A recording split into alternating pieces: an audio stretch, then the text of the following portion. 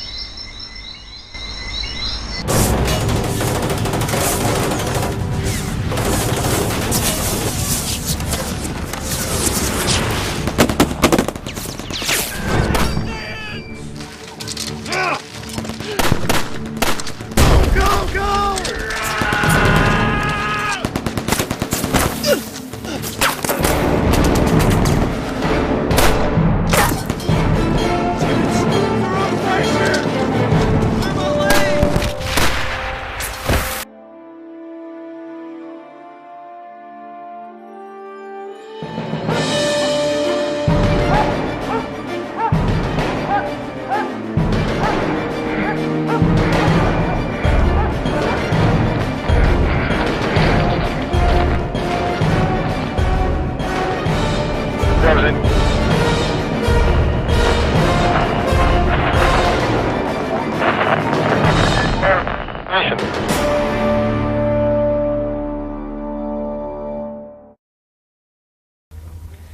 is Captain Frank L. Lilliman of Syracuse, New York, of the Pathfinder Section, 502nd Parachute Infantry. Captain Lilliman was the first man to set foot on France during the invasion. Is that right, sir? I jumped to #1 position in the leading aircraft that night. Well, that should have made you #1, sir. It should have. What time was that on D-Day, Captain? 15 minutes after midnight. On June the 6th? That's right. And you were wounded that night, I understand. How did that happen, sir?